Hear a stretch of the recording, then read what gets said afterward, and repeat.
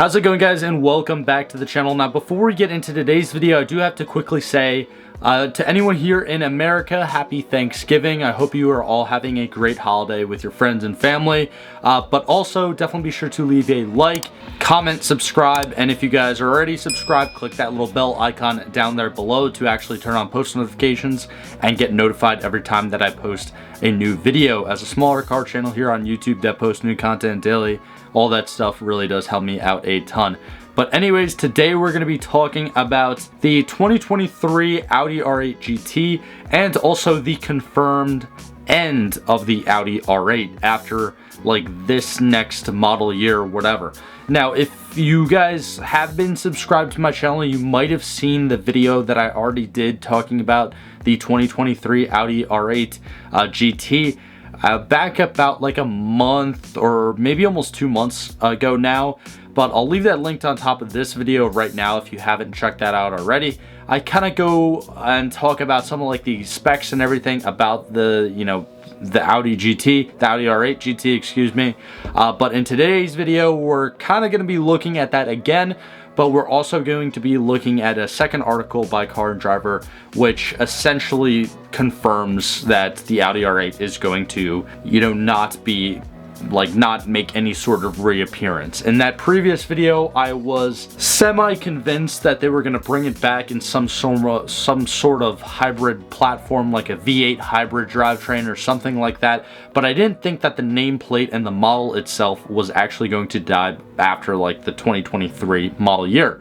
But that was just confirmed essentially by Audi today, or maybe yesterday, but it was just confirmed.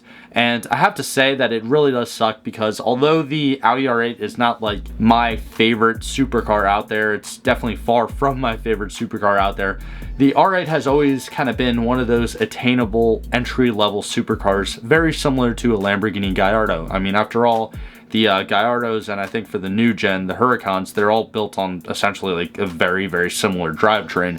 But they're pretty much all like kind of attainable supercars. Obviously, out of the three, the Huracan, I believe, is the most expensive. But still, you can find a used R8 for under 6 figures that's really not that bad, and, not in terrible condition with a decent amount of miles on it. And it's, it's always kind of been like that inspiration to just kind of keep pushing. And I really do think that it sucks that after only 2 generations, Audi is basically just giving up on the R8 model. But here is basically an article talking about the 2023 Audi R8 GT. It does have 602 horsepower, so I believe it's actually the most, like, the highest output R8 that we've seen to date over the course of its 2 different generations. Also, it's going to be the last edition that comes with the 5.2 liter V10, so that's pretty cool as well. I think that they're only going to be making V8s to kind of finish off production of the R8.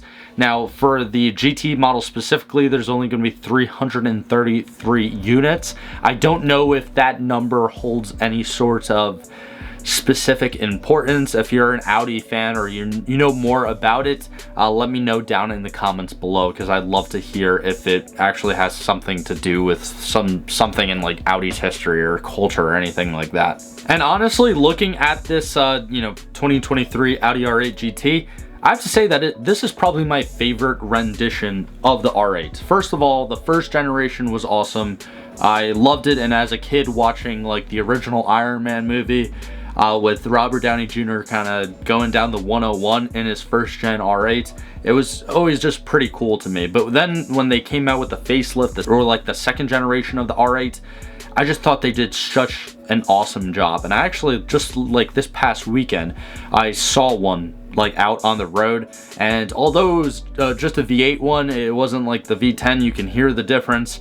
It's just such a beautiful design. I love the aggressive lines, especially like the sharp cuts in the front fascia. But here, just scrolling through some of the pictures, now this was actually pretty interesting because you could see the number plate right there for the GTs. So this is 64 out of 333. Now actually up here in the article, the gentleman from Car and Driver who was writing this basically said that they went to like Audi's facility and like test drove these cars, and you could see that models or units 62, 63, and 64 were actually available for hot lapping, which is pretty cool. And also, for some reason, Audi, I guess, makes the lower like numbered units later in the production cycle. So the very last, I believe the very last Audi R8 that's going to roll off the assembly line is going to be number 1 of the 333 2023 Audi R8 GTs. So I'm sure that that car is going to be extremely desirable to own by any sort of collector, or specifically any sort of Audi collector out there, and I can't imagine what that's going to go for in the secondary market. Obviously in the primary market it's just going to essentially go for sticker price or whatever the hell Audi is going to be selling it at, but once it actually hits the secondary market, it's going to be like an immediate gain for whatever collector gets their hands on that car. It's probably going to be some chairman or executive or something like that from Audi, but if it's someone outside the company, they're definitely going to profit a decent amount just from owning the damn thing. But anyways, here's the main point of this video, and here's the difference between this video and the video I made a couple months ago, and it's basically right here. Audi has confirmed that the R8 will die after the 2023 model year.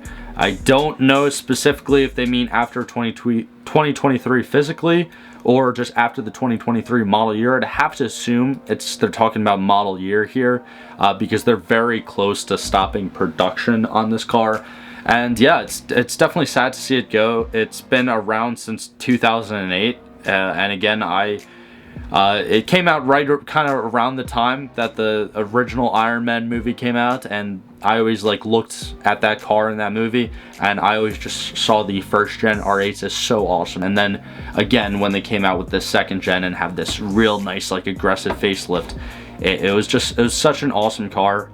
Definitely a driver supercar. It's not something that anyone's going to get if they have any interest in like luxury. Like, well, maybe I guess, but it's not no like 5,000 pound Rolls Royce or anything. Like, it's a performance car. Again, it's just like a Gallardo, just like a Huracan. It's a driver's car. There was very little assistance, I believe, and like features that helped you out, at least in the first gen, I know for a fact. So yeah, it's unfortunate, but let me know what you guys think that Audi is going to replace this R8 with, because they need a new flagship, and I don't know if they're gonna just not have like a new supercar and kind of go down to like one of the RS models and use that as its flagship, or come out with like this new like crazy electric or hybrid supercar. But yeah, it's not gonna be named R8, so that kind of sucks. But again, let me know what you guys think of it down in the comments below. While you guys are down there, definitely be sure to leave a like, subscribe if you guys are new. If you've already been subscribed, definitely be sure to click that little bell icon down there below. But thank you guys for sticking to the end of today's video. Again, anyone here in America, have a happy Thanksgiving. I hope you all have a great rest of your day, and I will see you guys in the next one. If you enjoyed today's video, click on either of these links right here to watch a similar video from this channel, or click on the little circle link right there to actually subscribe to the channel. It's absolutely free. I do appreciate all the support, but thank you for sticking to the end of this video, and I hope you have a fantastic day.